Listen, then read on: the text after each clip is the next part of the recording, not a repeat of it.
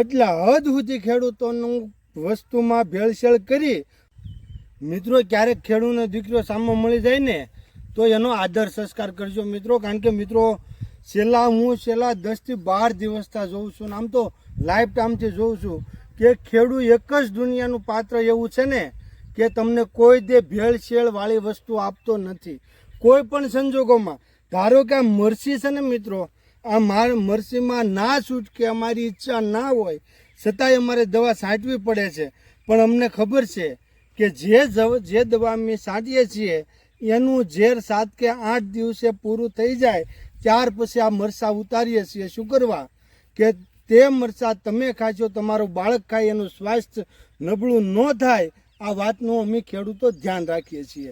જ્યારે ખેડૂતો પાસેથી માલ લેનારા એટલા હદ સુધી ખેડૂતોનું વસ્તુમાં ભેળસેળ કરી અને તમારા સુધી પહોંચાડે છે. ધારો કે દૂધ, હવે આજ મારે તમને ખ્યાલ છે, તમે મારા વિડીયો જોતા હશો ફેસબુક, યુટ્યુબ, ઇન્સ્ટાગ્રામમાં, તો તમને ખ્યાલ છે કે મારે 8 થી 10 ભેંસો છે અને 3 થી 4 ગાય છે. હું રોજે સવારે દોઈ અને 7.5 થી 8 ફેટનું દૂધ હું ડેરીએ દેવા જાઉં છું. હવે ડેરીવાળા કઈ રીતે 3.5 ફેટને 3 ફેટ કરે છે એ મને સમજાતું નથી. તો ખેડૂતોએ ભેળસેળ નથી જ કરી. ત્યાર પછી આ મરસી છે, અમે દવા છાંટ્યા પછી 8મે 9મે દિવસે કે 5મે 6ઠે દિવસે દવાના ઝેર પ્રમાણે અમે ઉતારીએ જેથી કરીને તમારા સ્વાસ્થ્ય સાથે ખિલવાડ ના થાય. એટલે મિત્રો ખેડૂત જ્યાં મળે ને ત્યાં એનો આદર સંસ્કાર કરજો, કારણ કે એટલા માટે જ ખેડૂતોને પૃથ્વીનો દુનિયાનો તાત કહેવામાં આવ્યો છે. કારણ કે દુનિયા આખી ભેળસેળ કરતા અચકાતી નથી, પણ ખેડૂતનો દીકરો આજ સુધીમાં કોઈ પણ વસ્તુમાં એને ભેળસેળ નથી કરી. કોઈ પણ જાતનું શાક બકાલું લઈને એ માર્કેટમાં જાય ને તો એ કલરવાળું કરીને નથી ગયો, પણ ત્યાંથી જે વેપારી મફતના ભાવમાં ખેડૂતો પાસેથી વસ્તુ લઈ લે ને એ વસ્તુ લઈને એમાં કલર ચડાવી અને તમારા સુધી પહોંચાડે છે. એટલે આ ખેડૂત જેવો છે ને મિત્રો કોઈ ભોળો કે કોઈ કાળ સહન કરનાર કે કુદરતનો માર સહન કરનાર, સરકારનો માર સહન કરનાર.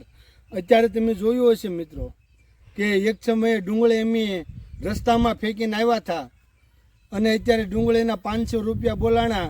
ત્યાં ગઈકાલના સંદેશમાં તો નો લખવાનું ડુંગળીનું લખી નાખ્યું હતું. એટલે ભાઈ જ્યારે અમારું વસ્તુના 2 રૂપિયા વધે ત્યારે મીડિયાવાળાને, સમાજને બધાને તકલીફ પડે છે.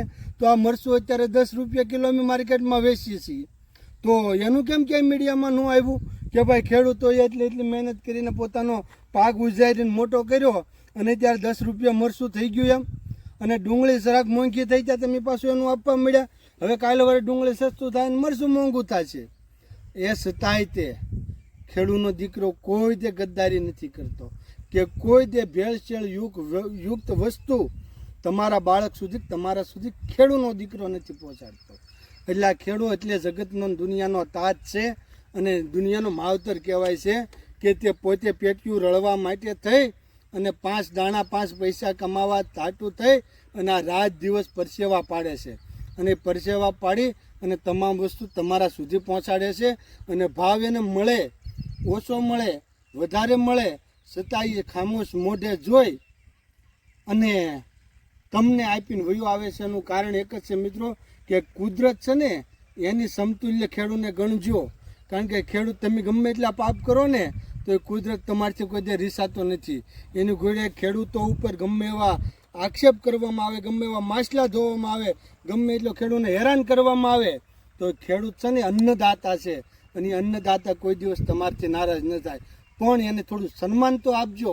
આ સામાન્ય ખેડૂત છે, જ્યારે બકાલું વેચવા જતો હોય, કોઈ જણસી વેચવા જતો હોય ને મિત્રો, તારે કદાચ લગર વગર કપડે પણ હોઈ શકે અને પોતાની વાડીમાં આખો દિવસ મહેનત કરીને આવતો હોય ને તો લગર વગર હોઈ શકે, પણ એને કોઈ ઓછો ન આંકતા કે નીચો ન માનતા.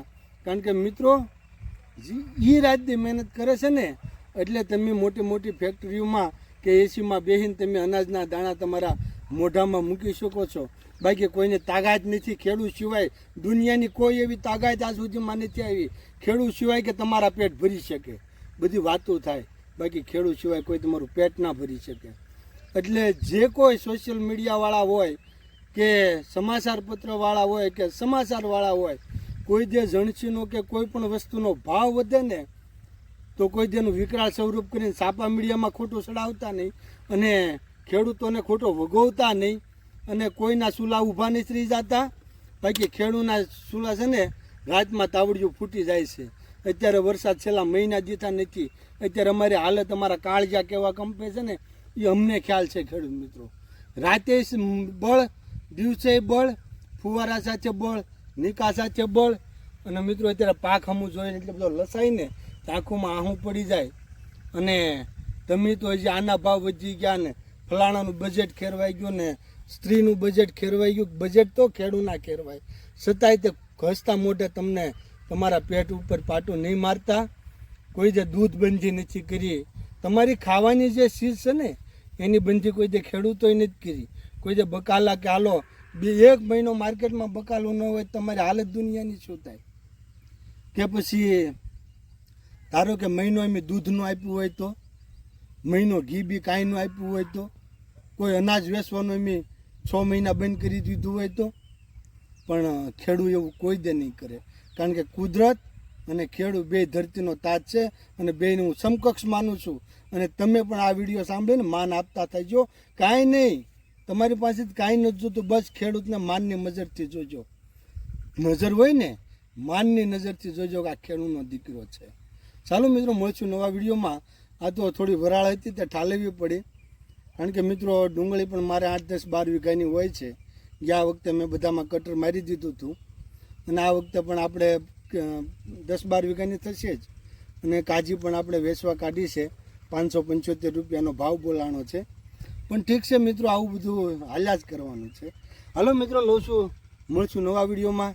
ત્યાં સુધી બધાને જય જવાન, જય ગુજરાત, જય કિસાન. મળશું નવા વિડીયોમાં.